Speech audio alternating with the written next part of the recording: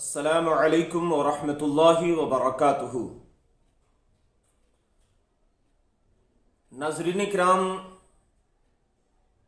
آج میرا موضوع ہے طالوت کی بادشاہی۔ جیسا کہ آپ سلسلے وار عجائب القرآن سماعت فرما رہے ہیں، اور عجائب القرآن اللہ عز و جل کی مقدس کتاب قرآن مقدس سے ماخوذ وہ حیرت انگیز واقعات جن کا ذکر قرآن نے بڑے واضح لفظوں میں کیا ہے، ہم اسے پیش کرنے کی کوششیں کر رہے ہیں تاکہ زیادہ سے زیادہ علم قرآن عام ہو سکے۔ تو آئیے دوستو شروع کرتے ہیں اس حیرت انگیز واقعات میں سے ایک اور بھی واقعہ، طالوت کی بادشاہی۔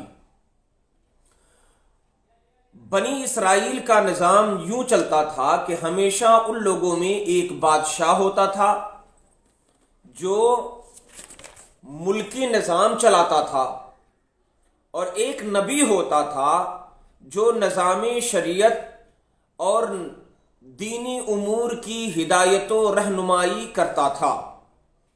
اور یوں دستور چلا آتا تھا کہ بادشاہی یہودا ابن یعقوب کے خاندان میں رہتی تھی، اور نبوت لاوا بن یعقوب علیہ السلام کے خاندان کا ترہ امتیاز تھا۔ حضرت شموئیل علیہ السلام جب نبوت سے سرفراز کیے گئے تو ان کے زمانہ میں کوئی بادشاہ نہ تھا، تو بنی اسرائیل نے آپ سے درخواست کی کہ آپ کسی کو ہمارا بادشاہ بنا دیجئے، تو آپ نے حکم خداوندی کے مطابق طالوت کو بادشاہ بنا دیا، جو بنی اسرائیل میں سب سے زیادہ طاقتور اور سب سے بڑا عالم تھا، لیکن بہت ہی زیادہ غریب و مفلس تھا۔ چمڑا پکا کر یا بکریوں کی چرواہی کر کے جو مزدوری ملتی ان سے زندگی بسر کرتا تھا۔ اس پر بنی اسرائیل کو اعتراض ہوا کہ طالوت شاہی خاندان سے نہیں، لہذا یہ کیوں کر اور کیسے ہمارا بادشاہ ہو سکتا ہے؟ اس سے زیادہ بادشاہت کے حقدار ہم لوگ ہیں، کیونکہ ہم لوگ شاہی خاندان سے ہیں۔ پھر طالوت کے پاس کچھ زیادہ مال بھی نہیں، ایک غریب و مفلس انسان بھلا تخت شاہی کے لائق کیوں کر ہو سکتا ہے؟ بنی اسرائیل کے ان اعتراضات کا جواب دیتے ہوئے حضرت شموئیل علیہ السلام نے یہ تقریر فرمائی، جسے اللہ عز و جل نے قرآن مقدس میں بیان فرمایا۔ ترجمہ کنز الایمان یوں ہے، فرمایا اسے اللہ تعالی نے تم پر چن لیا اور اسے علم اور جسم میں کشادگی دی، اور اللہ اپنا ملک جسے چاہے دے، اور اللہ وسعت علم والا۔ اور ان سے ان کے نبی نے فرمایا اس کی بادشاہی کی نشانی یہ ہے کہ آئے تمہارے پاس تابوت جس میں تمہارے رب کی طرف سے دلوں کا چین ہے۔ سورۃ البقرہ پارہ 2 آیت نمبر 247 248۔ چنانچہ تھوڑی ہی دیر کے بعد 4 فرشتے صندوق لے کر آ گئے اور صندوق کو حضرت شموئیل علیہ السلام کے پاس رکھ دیا۔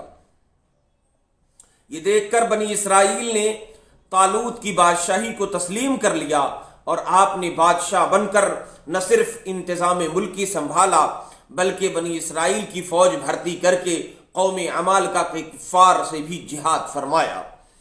اللہ تعالی نے اس واقعہ کا ذکر قرآن مجید میں فرماتے ہوئے اس طرح ارشاد فرمایا، جس کا ترجمہ یہ ہے، اور ان سے ان کے نبی نے فرمایا بے شک اللہ تعالی نے طالوت کو تمہارا بادشاہ بنا کر بھیجا ہے۔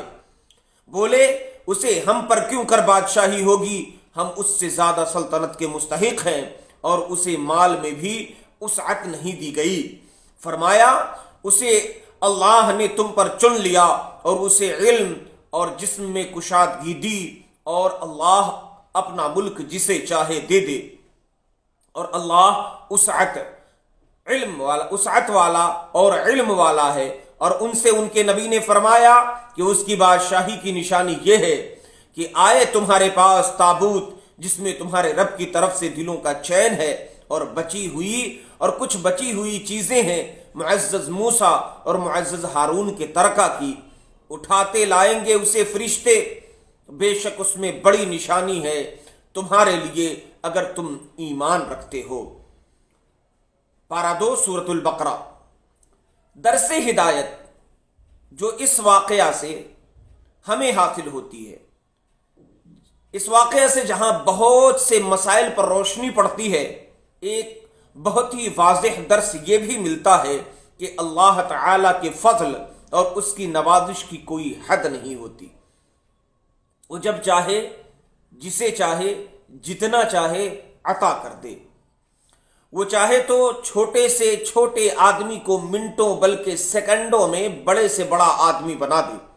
دیکھ لو حضرت طالوت ایک بہت ہی کم درجے کے آدمی تھے اور اتنے مفلس تھے کہ یا تو دبگر تھے اور جو چمڑے کو دباغت دے کر اپنی روزی حاصل کرتے تھے، یا بکریاں چرا کر اس کی اجرت سے گزر بسر کرتے تھے، مگر لمحہ بھر میں اللہ تعالیٰ نے انہیں صاحب تخت و تاج بنا کر بادشاہ بنا دیا۔ اس ایسے ہی واقعات کی طرف اشارہ کرتے ہوئے حضرت علامہ تاج الشریعہ مفتی اختر رضا خان ازہری دامت رحمت اللہ تعالی علیہ جانشین علوم اعلیٰ حضرت نے لکھا تھا، اور آپ نے فرمایا کہ زمیں کو آسماں کر دے، ثریا کو سرا کر دے، زمیں کو آسماں کر دے، ثریا کو سرا کر دے،